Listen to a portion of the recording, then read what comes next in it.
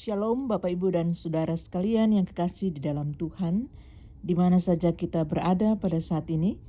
Marilah kita bersama-sama mendengarkan firman Tuhan dan kita berdoa mohon tuntunan dan pimpinan Roh Kudus dalam pembacaan dan pemberitaan firman Tuhan di malam hari ini. Mari kita berdoa.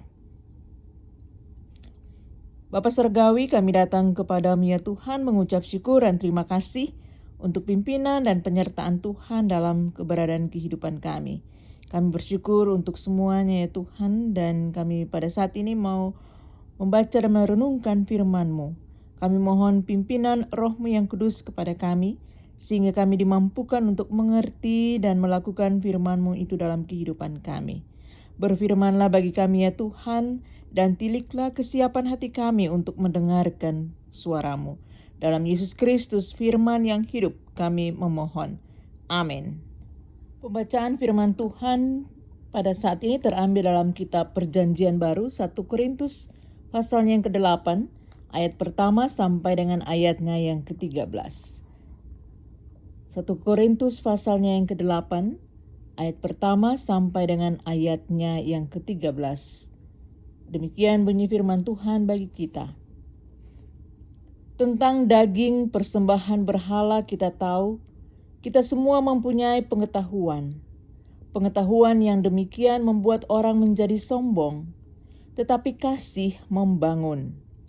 Jika ada seorang menyangka bahwa ia mempunyai sesuatu pengetahuan, maka ia belum juga mencapai pengetahuan, sebagaimana yang harus dicapainya. Tetapi orang yang mengasihi Allah, ia dikenal oleh Allah. Tentang hal makan daging persembahan berhala kita tahu, tidak ada berhala di dunia dan tidak ada Allah lain daripada Allah yang esa.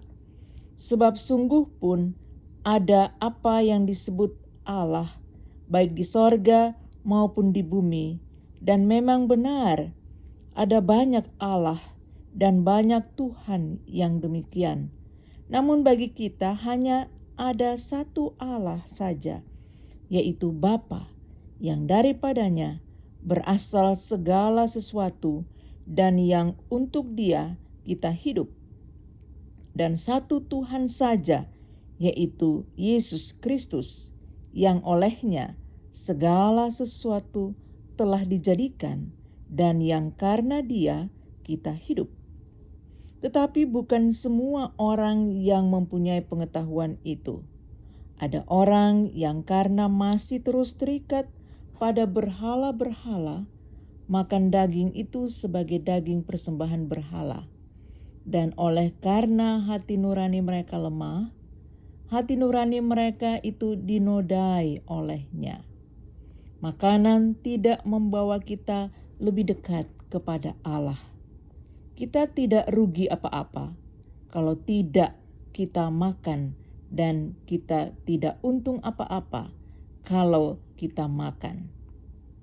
Tetapi jagalah supaya kebebasanmu ini jangan menjadi batu sandungan bagi mereka yang lemah. Karena apabila orang melihat engkau yang mempunyai pengetahuan sedang duduk makan di dalam kuil berhala, bukankah orang yang lemah hati nuraninya itu dikuatkan untuk makan daging persembahan berhala? Dengan jalan demikian, orang yang lemah, yaitu saudaramu, yang untuknya Kristus telah mati, menjadi binasa karena pengetahuanmu. Jika engkau secara demikian berdosa terhadap saudara-saudaramu, dan melukai hati nurani mereka yang lemah, engkau pada hakikatnya berdosa terhadap Kristus.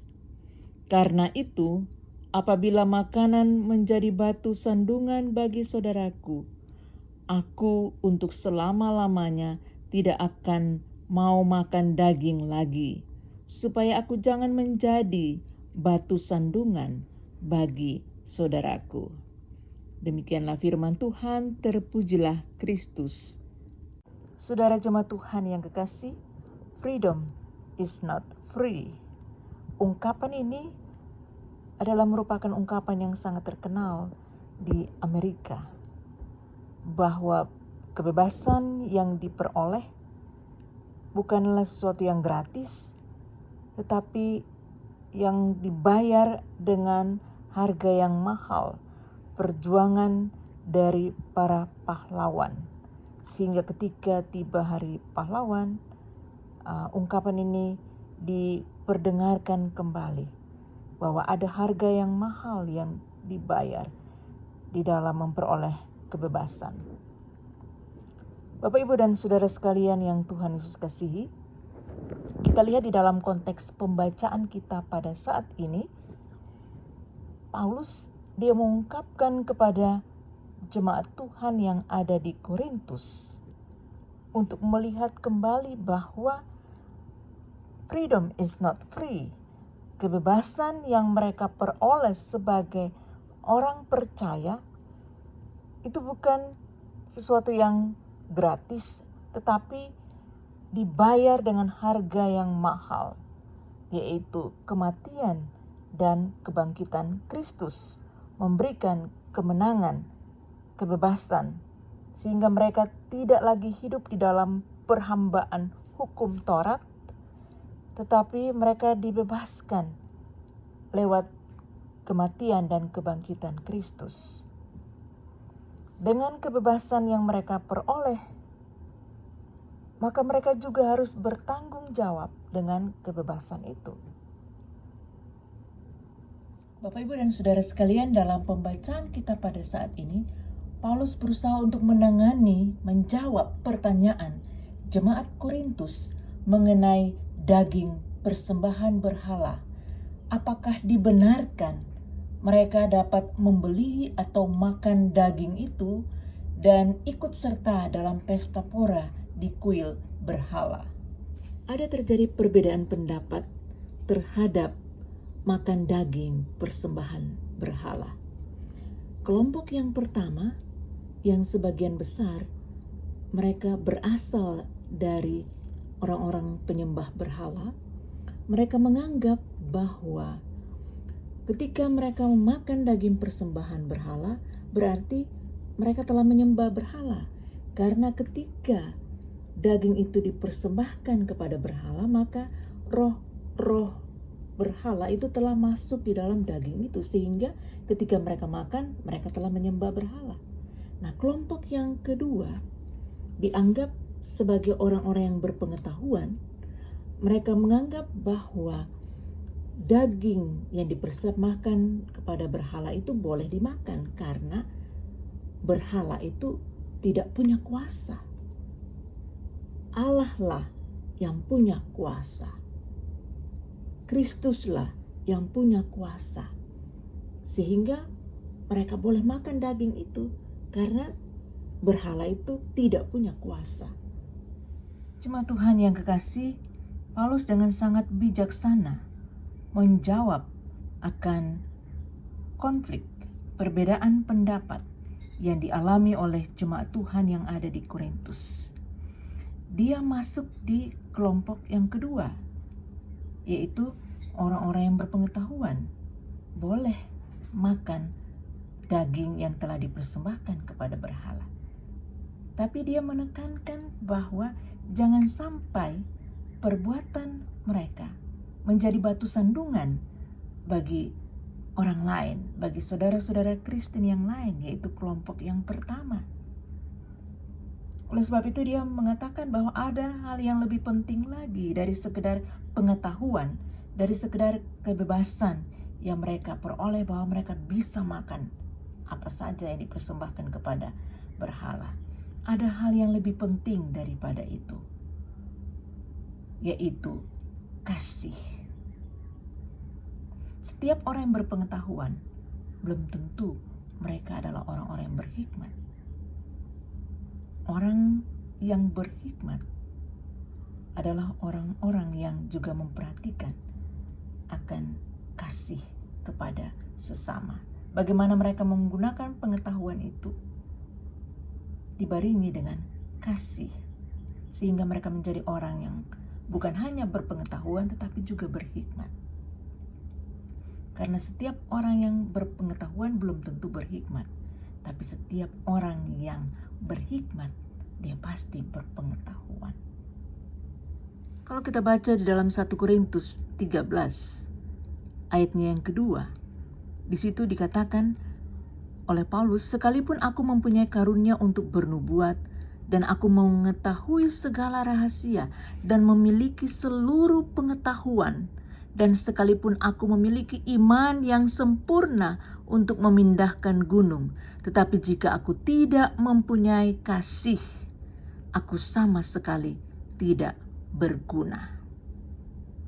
Jadi pengetahuan yang dimiliki oleh seseorang harus juga dibarengi dengan kasih, sehingga dia dapat menjadi orang yang berhikmat.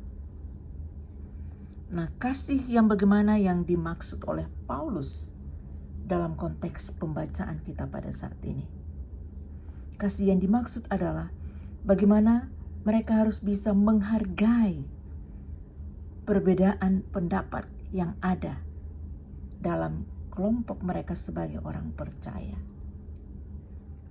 Paulus menganggap bahwa kelompok yang pertama yang mengatakan bahwa tidak boleh memakan daging persembahan ini sebagai kelompok yang lemah.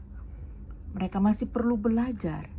Sehingga dalam ayat 12 dikatakan di situ, jika engkau secara demikian berdosa terhadap saudara-saudaramu dan melukai hati nurani mereka yang lemah, engkau pada hakikatnya berdosa terhadap Kristus. Jadi walaupun apa yang mereka anggap itu benar, tapi ketika apa yang mereka lakukan itu melukai hati sesama mereka, Paulus menganggap bahwa itu juga merupakan sebuah dosa terhadap Kristus. Bagaimana kita bisa menolong sesama yang berbeda pendapat itu, memahami keberadaan mereka dalam kebersamaan.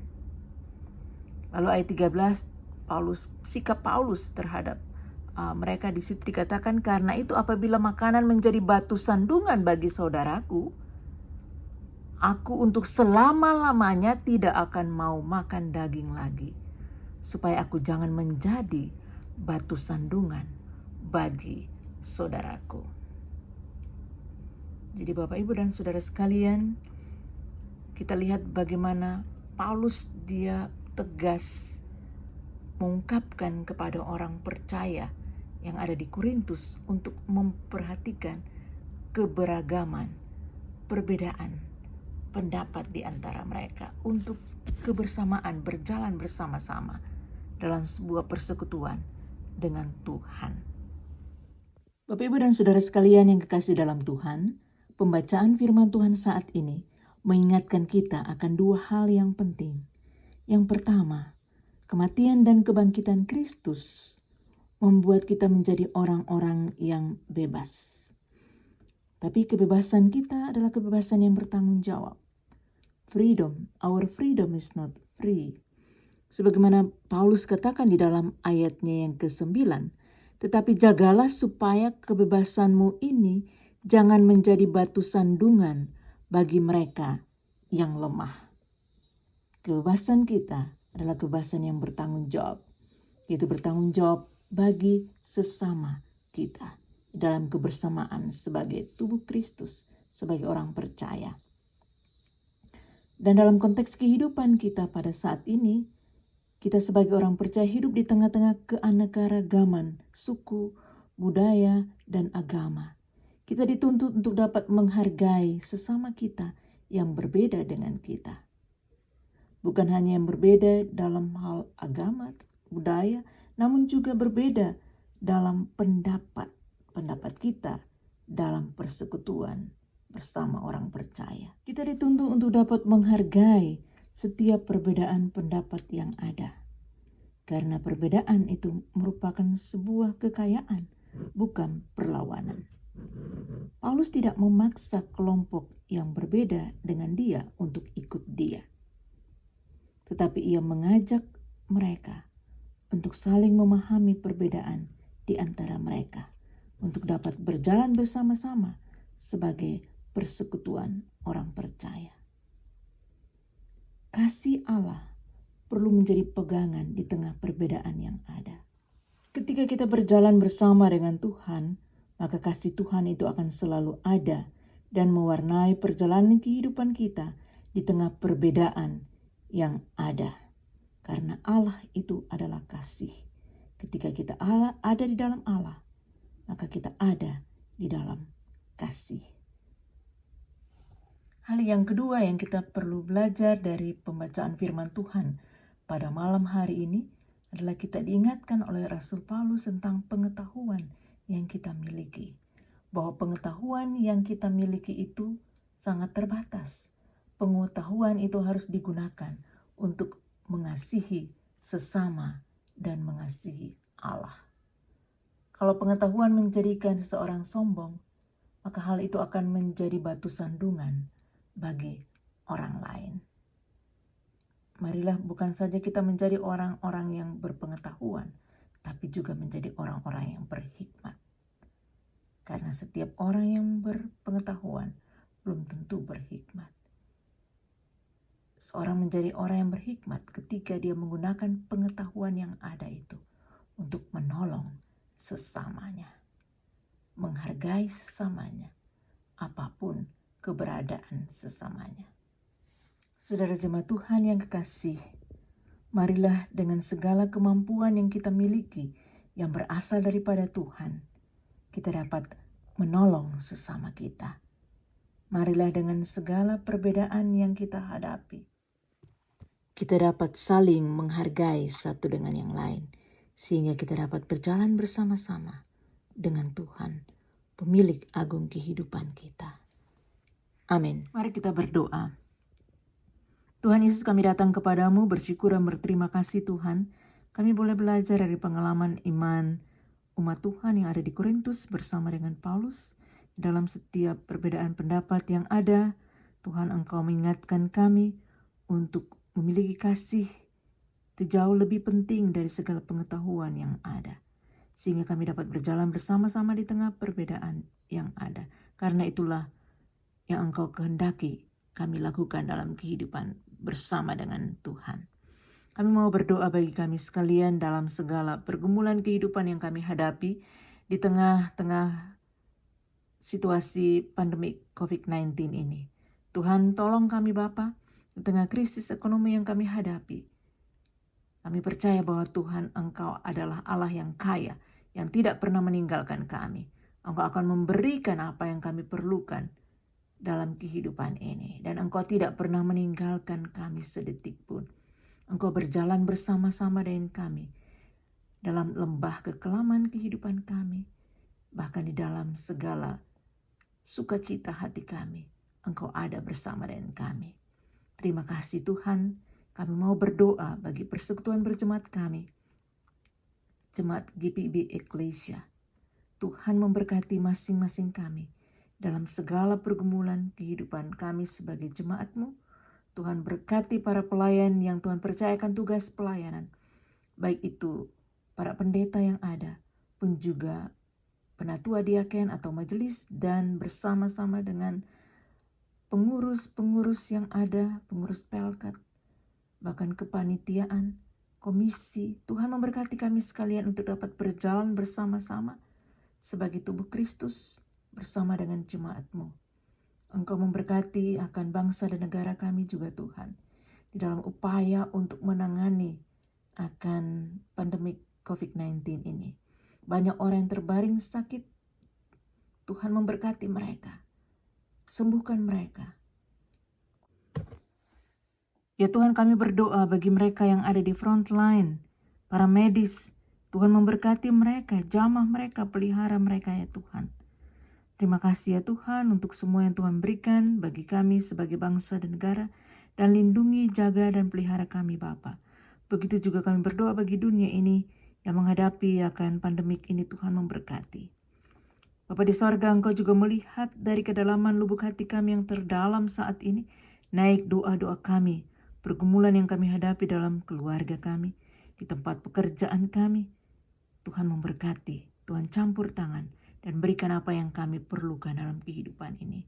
Jawablah setiap doa-doa kami ya Tuhan. Dalam nama-Mu ya Tuhan kami berdoa dan bersyukur. Amin.